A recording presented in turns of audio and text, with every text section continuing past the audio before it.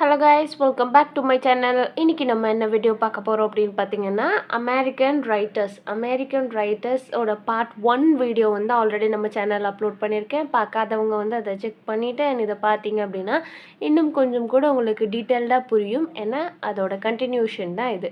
And part 1ல் வந்து நம்ம யாரெல்லாம் பற்றி பார்த்தோம் அப்படின்னு பார்த்தீங்க அப்படின்னா, எமர்சனை பற்றி பார்த்தோம். அண்ட் நெக்ஸ்ட்டு பார்த்தீங்க அப்படின்னா ஃபஸ்ட்டு நம்ம வால்ட் விட்மனை பற்றி வந்து பார்க்கலாம். வால்ட் விட்மன் வந்து 1819லேருந்து 1892 வரைக்குமே வந்து வாழ்ந்துருக்குறாங்க. இவரை வந்து ஒரு கிரவுண்ட் பிரேக்கிங் அமெரிக்கன் பொயட்டுன்னு சொல்கிறாங்க. எஸ்ஐஸ் ஜேர்னலிஸ்ட் அண்ட் ஆஃபன் வந்து இவரை வந்து ஃபாதர் ஆஃப் ஃப்ரீ வேர்ஸ் அப்படின்னா வால்ட் விட்மன். இவரோட போம்ஸில் வந்து மேக்ஸிமம் ஃப்ரீ வேர்ஸாக எழுதுறதுனால இவரை வந்து ஃபாதர் ஆஃப் ஃப்ரீ வேர்ஸ் அப்படின்னு சொல்லிட்டு சொல்கிறாங்க. இவர் வந்து ஒரு டீப்பாக வந்து டிரான்ஸ்சென்டலிசம் வந்து ஒரு இன்ஃப்ளூயன்ஸ்டான ஒரு ஆள். அண்ட் பர்டிகுலர்லி வந்து ரால்ஃப் வால்டோ எமர்சனை வச்சோட ஐடியாஸ், இவரோட ஐடியாஸ்க்காக தான் வந்து அவர் வந்து பயங்கரமாக வந்து இன்ஃப்ளூயன்ஸ் ஆயிருக்கிறாரு. Democracy, individuality, nature and interconnectedness, இந்த லைஃப்பில் வந்து ஒரு இண்டிவிஜுவாலிட்டி வேணும் அண்ட் டெமோக்ரஸினா என்ன, நேச்சர் பற்றி எல்லாத்தையுமே பற்றி இவரோட ஒர்க்ஸ் வந்து மேக்ஸிமம் வந்து இருக்கும். அண்ட் இவரோட மோஸ்ட் ஃபேமஸான ஒர்க் அப்படின்னு பார்த்தீங்கன்னா லீவ்ஸ் ஆஃப் கிராஸ் அப்படிங்கிறது தான் இவரோட பயங்கர ஃபேமஸான ஒரு ஒர்க்.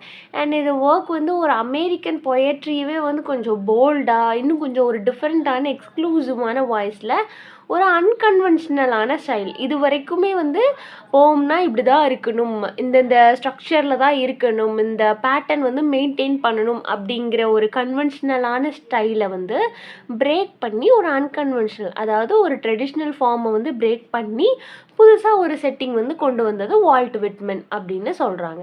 அண்ட் இவரோட கோர் ஐடியா பார்த்தீங்க அப்படின்னா இண்டிவிஜுவலிசம் அண்ட் யூனிவர்சலிசம். இண்டிவிஜுவலிசம் அப்படின்னா எமர்சன் வந்து ஆஃபன் என்ன அப்படி சொல்கிறாரு அப்படின்னு பார்த்தீங்கன்னா, அமெரிக்கன் பொயட் வந்து ஒரு பர்சனல் ஃப்ரீடம் வந்து வேணும் எல்லாத்துக்குள்ளேயுமே, அதுதான் வந்து ஒரு ஓவர் சோலை கொடுக்கும் அப்படின்னு சொல்லிட்டு டிரான்சென்டலிசம் பற்றி பேசுகிறாரு. அண்ட் இவர் வந்து எதை செலிப்ரேட் பண்ணுறாரு அப்படின்னு பார்த்தீங்கன்னா, நம்மளோட பாடி அண்ட் சோலை வந்து செலிப்ரேட் பண்ணுறாரு. நம்மளோட ஃபிசிக்கல் அண்ட் ஸ்பிரிச்சுவலை வந்து ஒரு ஹானர் பண்ணுற விதமாக அது வந்து ஒரு டிவைன் ஆனது. அண்ட் நம்மளை வந்து நம்மளே வந்து செல்ஃபாக வந்து செலிப்ரேட் பண்ணணும் அப்படின்னு இன்சிஸ்ட் பண்ணுறாரு.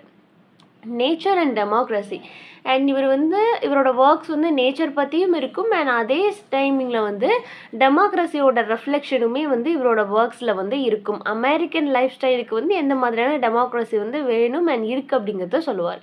ரிஜெக்ஷன் ஆஃப் கன்வென்ஷன், இவர் வந்து பயங்கரமாக ரிஜெக்ட் பண்ணது பார்த்தீங்க அப்படின்னா கன்வென்ஷனை தான்.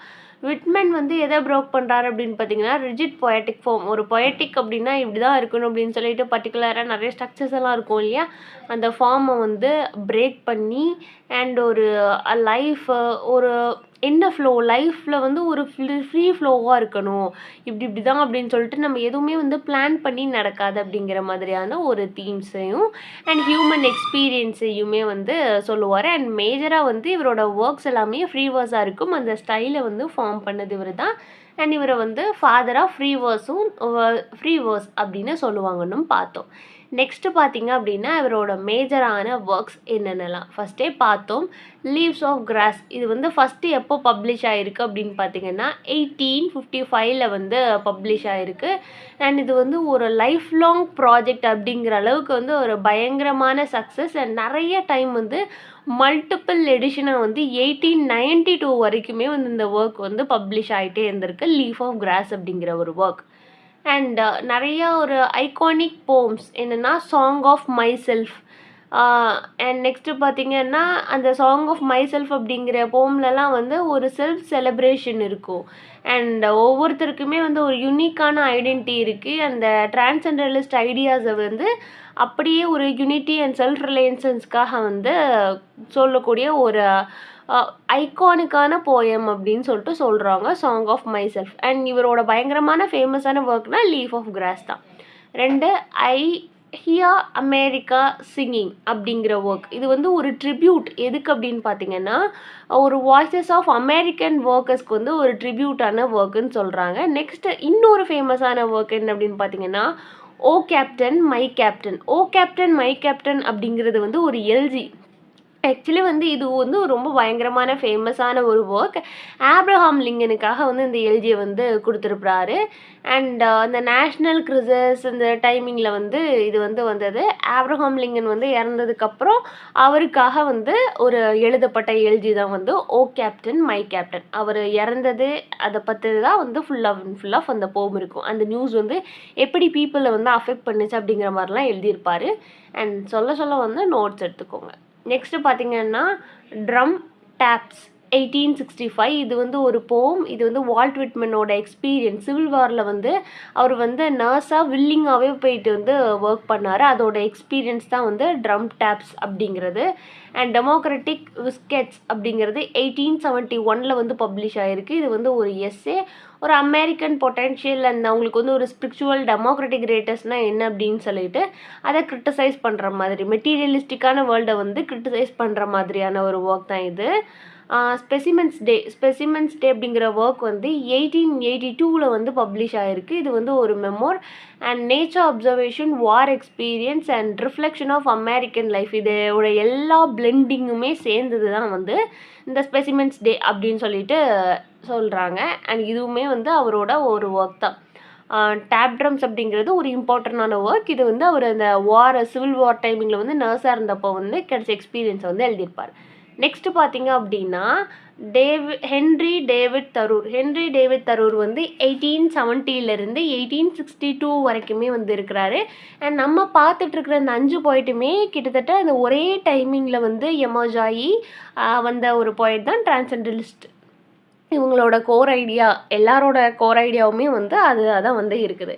அண்ட் இவர் வந்து ஒரு American essayist, poet, philosopher, naturalist and key figure in transcendentalist movement. அதில் வந்து ரால்ஃபோ வால்டோ எமர்சன் கூடவே வந்து ஒரு டிரான்சென்டலிஸ்டாக வந்து இருந்தவர் வால்ட் விட்மனும், ரால்ஃப் வால்டோ எமர்சன், நம்மளோட ஹென்ரி தரூர். இவங்க எல்லாருமே வந்து என்ன அப்படின்னு பார்த்தீங்கன்னா அந்த டிரான்சென்டலிசம் அப்படின்னு ஒன்று அமெரிக்கன் லிட்ரேச்சரில் வந்து ஃபார்ம் ஆகிறதுக்காக உள்ள போய்டர்ஸ் தான் வந்து இவங்க 3 பேருமே. அண்ட் இவரோட ஒரு பயங்கர ஃபேமஸான ஒர்க் என்ன அப்படின்னு பார்த்தீங்கன்னா வால்டன் அப்படிங்கிற எஸ்ஸே. இந்த எஸ்ஸே வந்து இவரோட பயங்கர ஒரு ஃபேமஸானது. அந்த பர்டிகுலர் பிளேஸில் போய் இவர் வாழ்ந்து தன்னை தானே வந்து அந்த சிம்பிளான லைஃப்குள்ளே வந்து இன்வால்வ் பண்ணிக்கிட்டு செல்ஃப் ரிலையன்ஸ்னால் என்ன அப்படின்னு நேச்சரோட டீப்பாக கனெக்ட் பண்ணி வந்து எழுதின ஒரு ஒர்க் தான் வந்து தரூரோட வால்டன் அப்படிங்கிற ஒர்க். அண்ட் இவர் வந்து என்ன கான்ட்ரிபியூட் பண்ணியிருக்காரு அப்படின்னு பார்த்தீங்கன்னா simple living and self reliances. Thoreau வந்து எப்பவுமே சொல்லுவார் அப்படின்னு பார்த்தீங்கன்னா லைஃப் ரொம்பவே வந்து மினிமலான மெட்டீரியல்ஸ் தான் நமக்கு வந்து வாழ்கிறதுக்கு தேவை. பீப்புள்ஸ் வந்து ஒரு க்ரோத்துக்காகவும் ஸ்பிரிச்சுவல் ஃபுல்ஃபில்மெண்ட்டுக்காகவும் தான் போராடணுமே தவிர ஒரு எக்ஸ்டர்னல் ப்ளஷர்ஸ்க்காகலாம் வந்து போராட தேவையில்லை. ஒரு சிம்பிள் லைஃபே வந்து போதுமானதுன்னு சொல்கிறாங்க. அண்ட் இவரோட இன்னொரு கான்செப்ட் என்ன அப்படின்னா first simple life self Reliance சொல்கிறாரு. அப்புறம் நேச்சர் தான் வந்து டீச்சர். என்னென்னா ஒரு நேச்சரால் தான் வந்து நம்மளோட சோலை வந்து ஃபுல்ஃபில் பண்ண முடியும். நமக்கு ட்ரூத், மாரல் வேல்யூ எல்லாமே வந்து நேச்சர் தான் கொடுக்கும். அண்ட் நேச்சர் தான் வந்து நம்ம எல்லாத்தையுமே கனெக்ட் பண்ணணும்னு சொல்கிறார்.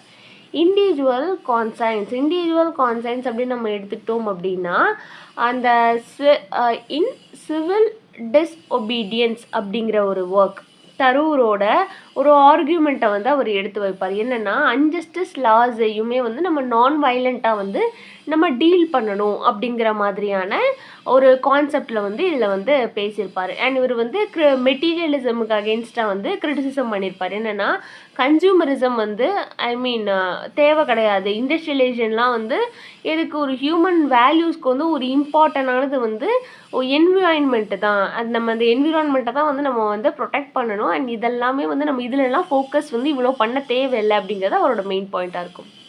அண்ட் இவரோட மேஜர் ஒர்க் வந்து ஆல்ரெடி வால்டன் அப்படின்னு சொல்லிட்டு சொல்லியிருந்தோம். வால்டன் இல்லைன்னா லைஃப் இன் உட்ஸ் அப்படின்னு சொல்லிட்டு இதை வந்து சொல்கிறாங்க.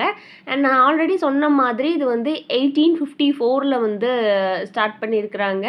அண்ட் தரூர் வந்து 2 வருஷமாக வந்து எக்ஸ்பிரிமெண்ட் பண்ணி அதை வந்து எழுத ஸ்டார்ட் பண்ணியிருக்காரு. 1845 47 வரைக்கும் அங்கே இருந்திருக்காரு. அண்ட் அந்த இந்த எஸ்ஸே வந்து பப்ளிஷ் ஆனது தான் வந்து 1854. இவர் நிஜமாவே அந்த வால்டன் அப்படிங்கிற அந்த பிளேஸ்க்கு வந்து போயிட்டு அந்த பிளேஸ் வந்து எங்கே இருக்குது அப்படின்னு பார்த்தீங்கன்னா கேபினில் வந்து வால்டன் பாண்ட் அப்படின்னு சொல்லிட்டு ஒரு ஏரியா, அது வந்து கான்கர்டில் இருக்குது, மஸ்கச்செட்ஸ் அப்படிங்கிற ஒரு பிளேஸில். அண்ட் அந்த பிளேஸில் 2 வருஷம் தங்கி ஒரு சிம்பிளிசிட்டி நம்மனா யார் ஒரு ஸ்பிரிச்சுவல் பெனிஃபிட்டை வந்து அந்த நேச்சரோட கலந்து வந்து அந்த ஒர்க்கை வந்து எழுதியிருக்காரு. அப்புறம் சிவில் டிஸோபீடியன்ஸ் நம்ம பார்த்தோம் இல்லையா, இது வந்து நமக்கு அகெயின்ஸ்டாக உள்ள லாவையுமே வந்து நம்ம என்ன பண்ணணும் அப்படின்னு பார்த்தீங்க அப்படின்னா அதை வந்து ஒரு நான் வயலன்ஸாகவே வந்து நம்ம இது பண்ணணும் அப்படிங்கிறது தான் 1849 வந்து பப்ளிஷ் பண்ணியிருக்காங்க. ஒரு ஸ்லேவரி அண்ட் மெக்சிகன் அமெரிக்கன் வாரை தான் வந்து ஒரு கண்டென்ட்டாக எடுத்துகிட்டு வந்து இது பண்ணியிருக்கிறாங்க. அண்ட் நான் வயலண்ட் ரெசிஸ்டன்ட் அப்படிங்கிறது வந்து எப்படி அவருக்கு வந்தது அப்படின்னு பார்த்தீங்கன்னா, Mahatma Gandhi, Martin Luther king இவங்க மூலியமாக வந்து அந்த நான் வயலன்ஸ் அப்படிங்கிறத கற்றுக்கிட்டாருன்னு சொல்கிறாங்க. யாருன்னா நம்மளோட தரூர். நெக்ஸ்ட்டு வந்து A Week on Concord and Merrick River அப்படிங்கிற ஒரு ஒர்க் 1849 எழுதியிருக்கிறாங்க. A narrative of river trip with his brothers blending travel, philosophy and poetry. A Week on Concord and Merrick River அப்படிங்கிறது வந்து அவங்க பிரதர்ஸோட வந்து ஒரு ட்ராவல் பண்ண ஒரு ஃபிலோசபிக்கல் போயம் தான். அண்ட் நெக்ஸ்ட்டு வந்து என்ன சொல்கிறாங்க அப்படின்னு பார்த்தீங்கன்னா, நிறைய எஸ்ஸேஸ் அண்ட் ஜேர்னல்ஸ் எழுதியிருக்கிறாரு. தரூஸோட ஜேர்னல்ஸ் எஸ்ஸேஸ்லாம் வந்து எப்படி இருக்கும் அப்படின்னு பார்த்தீங்கன்னா, சின்ன சின்ன விஷயங்கள், வாக்கிங், த மைண்ட் வுட்ஸ், இதை பற்றிலாம் வந்து ஒரு சிம்பிளான திங்ஸை வந்து நேச்சுரல் திங்ஸை எல்லாம் வச்சு வந்து கனெக்ட் பண்ணுற மாதிரி வந்து எழுதுவார். அண்ட் இவர் வந்து எப்படி எமோஷனோட கனெக்ட் ஆனார் அப்படின்னு பார்த்தீங்கன்னா, தரு வந்து ஒரு மென்டார், எமோஷனோட ஒரு மென்டார் தான். அண்ட் அவர் வந்து 1841 1843 வரைக்குமே வந்து அங்கே இருந்திருக்கார் அவர் கூட. அண்ட் நெக்ஸ்ட்டு பார்த்தீங்க அப்படின்னா, அவருமே அந்த டிரான்சென்டலிசம் ஜேர்னல்ஸ்க்கு வந்து கான்ட்ரிபியூட் பண்ணியிருக்காரு. எமர்சன் வந்து அந்த அப்ட்ராக்ட் ஃபிலோசபியை வந்து ஃபோக்கஸ் பண்ணும்போது, தரூர் வந்து அந்த டிரான்சென்டலிசம் பிரின்சிபல், ஒரு செல்ஃப் ரிலையன்ஸ், நேச்சர், சானிட்டியை வந்து அவர் என்ன பண்ணியிருக்காரு அப்படின்னு பார்த்தீங்கன்னா ஃபோக்கஸ் பண்ணியிருக்காரு. வால்டன் வந்து எக்ஸ்பிரிமெண்ட் பண்ணி எழுதப்பட்ட ஒரு போம் எஸ்ஸே அப்படிங்கிறத பார்த்தோம் இல்லையா. 1845 1847 2 வருஷம் வந்து அவர் வந்து அங்கே இது பண்ணிவிட்டு அப்புறம் 1854 வந்து அதை வந்து பப்ளிஷ் பண்ணியிருக்கிறாங்க. அந்த இடத்துலே போயிருந்து அந்த சிம்பிளான லைஃப் அவர் ஃப்ரெண்டுகிட்ட வந்து சொல்லி அங்கே அரேஞ்ச் பண்ணி அவர் வந்து 2 வருஷம் இருந்து வாழ்ந்திருப்பார். அண்ட் இவ்வளோ தான் சம்மரியில் ஏதாவது டவுட் இருந்ததுன்னா மறக்காமல் கீழே கேளுங்க. வேறு ஏதாவது போம், நாவல், ஆத்தரை பற்றி டீட்டெயிலான சம்மரி வேணும்னா அதையும் கீழே கமெண்ட்டில் சொல்லுங்கள். அண்ட் பார்ட் 3 வீடியோ வந்து நம்ம சேனலில் அப்லோட் பண்ணுவோம். அதுக்கு வந்து நம்ம சேனலை மறக்காமல் சப்ஸ்கிரைப் பண்ணிவிட்டு பக்கத்தில் உள்ள பெல் ஐக்கானை கிளிக் பண்ணிவிட்டு ஆல்ங்கிற ஆப்ஷனை டெக் பண்ணிக்கோங்க. தேங்க்ஸ் ஃபார் வாட்சிங் and subscribe for more videos.